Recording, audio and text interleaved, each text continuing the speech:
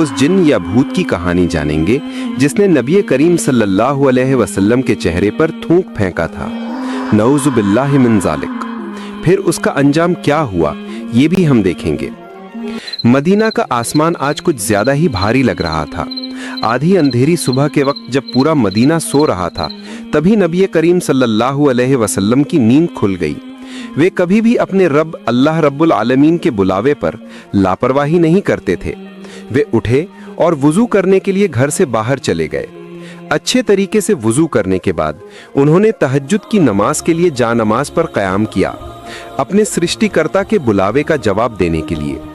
चारों ओर सन्नाटा और नबी करीम सल्लल्लाहु अलैहि वसल्लम अकेले खड़े होकर अपने उम्मत के लिए अल्लाह से रो रो कर दुआ कर रहे थे कि या अल्लाह, मेरी उम्मत को माफ कर दे, मेरी उम्मत को जहन्नुम में ना भेज।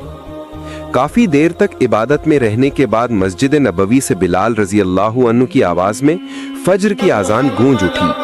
आजान सुनकर जब उन्होंने तहज्जुद की नमाज पूरी की तो पीछे मुड़कर देखा, उनकी प्यारी बीवी हजरत आयशा रजी अल्लाहु अन्हा भी पीछे खड़े होकर नमाज अदा कर रही थी।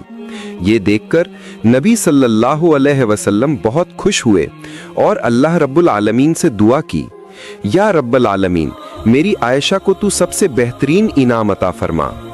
तभी हजरत आयशा रजी अल्लाहु अन्हा ने गौर किया कि नबी सल्लल्लाहु अलैहि वसल्लम के पैर सूज गए हैं। उन्होंने पूछा, या रसूल अल्लाह, आपके पैर तो सूज गए हैं, जबकि अल्लाह ताला ने आपके पिछले और आने वाले सारे गुनाह माफ कर दिए हैं। क्योंकि आप तो अल्लाह के रसूल हैं, फिर भी आप इतनी मेहनत क्यों करते हैं? नबी करीम सल्लल्लाहु अलैहि वसल्लम मुस्कुराए और बोले, ए आयशा, क्या मैं अल्लाह का शुक्रगुजार बंदा न बनूं? उसने सारे जहान को पैदा किया और मुझे भी पैदा किया, क्या मैं उसका शुक्र अदा न करूं? फिर नबी सल्लल्लाहु अलैहि वसल्लम ने कहा, ए आयशा, फजर की आजान हुए ज्यादा देर नहीं हुई, तुम ऐसा करो, अबू जहम ने मुझे जो चादर तोहफे में दी थी वो चादर मुझे ला दो, मस्जिद में लोग मेरा इंतजार कर रहे हैं। वो चादर अबू जहम शाम सीरिया से लाए थे, बहुत खूबसूरत थी, उसमें नक्काशी की हुई थी।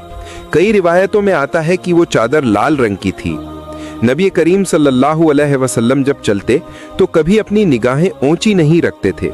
वे हमेशा नजरें झुकाकर मध्यम तरीके से चलते ताकि किसी से टकराए नहीं और जमीन पर कुछ हो तो ठोकर खाकर गिर न जाएं।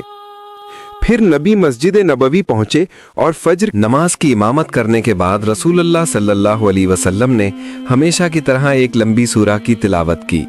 उनकी आवाज में एक दिल को छू लेने वाली मिठास और सुकून था।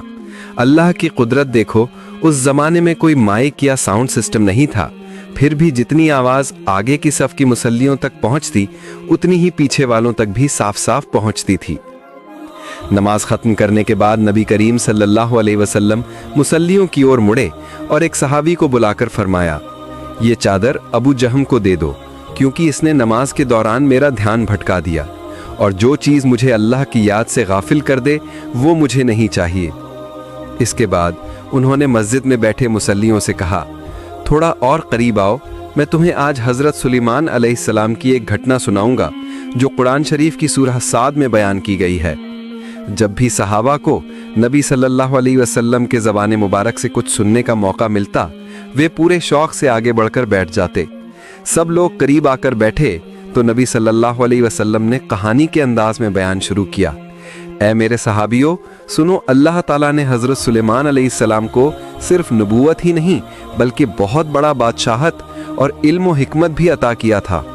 उनके ज़ेरे हुकूमत एक विशाल लश्कर था जिसमें इंसान, जिन और परिंदे सब शामिल थे और सब अनुशासित तरीके से रहते थे। उनके पास जंग के लिए ताकतवर और तेज रफ्तार घोड़े भी थे जो दुश्मनों को बहुत आसानी से मात दे देते थे। एक दिन असर के वक्त उन्होंने अपने खूबसूरत और तेज दौड़ने वाले घोड़ों को देखने की इच्छा जताई। शायद वे किसी जिहाद या जंग की तैयारी कर रहे थे। उन्होंने अपने खिदमतगारों से कहा कि अस्तबल से घोड़े लाओ। वे घोड़े बहुत खूबसूरत, मजबूत और दिलकश थे। कुछ रिवायतों में आता है कि उन घोड़ों में कुछ ऐसे थे जिनके पंख होते थे और ज़रूरत पड़ने पे वे हवा में भी उड़ सकते थे, जिन्हें पंखी राज घोड़े कहा गया। जब वे घोड़े लाए गए तो सुलेमान अलैहिस्सलाम उन्हें देखने में इतने मगन हो गए कि सूरज ढल गया और उन्हें खबर भी ना हुई। कुछ देर बाद जब एहसास हुआ कि असर की नमाज कज़ा हो गई है तो उन्हें बहुत अफसोस हुआ।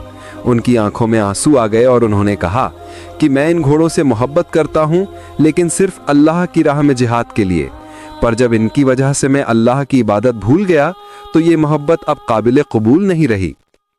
फिर उन्होंने देर ना की और फौरन हुक्म दिया कि सारे घोड़े फिर से लाए जाएं। जब वे घोड़े लाए गए तो उन्होंने उन्हें अल्लाह की राह में कुर्बान कर दिया। कुरान पाक में आता है कि उन्होंने उनके पाँव की नसें और गर्दन काट दी। इसके बाद उन्होंने हाथ उठाकर दुआ की, ऐ मेरे परवरदिगार, मुझे माफ़ कर दे और मुझे ऐसी बादशाहत अता कर जो मेरे बाद किसी को ना मिले। बेशक तू बड़ा दातावान है। नबी की ज़बान मुबारक से इतनी हिकमत भरी और प्यारी कहानी सुनकर सहाबा इकराम बहुत खुश हुए और अपने आप को खुशकिस्मत समझने लगे। उनके दिलों में सुकून और रूहानी लुत्फ महसूस हुआ। आखिर में रसूलुल्लाह सल्लल्लाहु अलैहि वसल्लम अपने रोज़मर्रा के अमल पूरे करके मस्जिद से बाहर निकल गए। दूसरी तरफ कुछ सहाबा आपस में बात कर रहे थे, देखो हम कितने खुशकिस्मत हैं कि हमें नबी सल्लल्लाहु अलैहि वसल्लम की ज़बान मुबारक से खुद पवित्र कुरान की घटनाएं सुनने का मौका मिलता है। नबी और रसूलों का दर्जा, उनकी शान और मर्तबा कितना ऊंचा होता है और हम उन्हीं में से एक सबसे महान नबी और रसूल के साथ मौजूद हैं। उनकी बात पूरी भी नहीं हुई थी कि पास बैठे एक और सहाबी ने हामी भरते हुए कहा, आप बिल्कुल सही कह रहे हैं। जैसे हज़रत इब्राहीम अलैहिस्सलाम को अल्लाह रब्बुल आलमीन ने खलील यानी अपना खास दोस्त बनाया।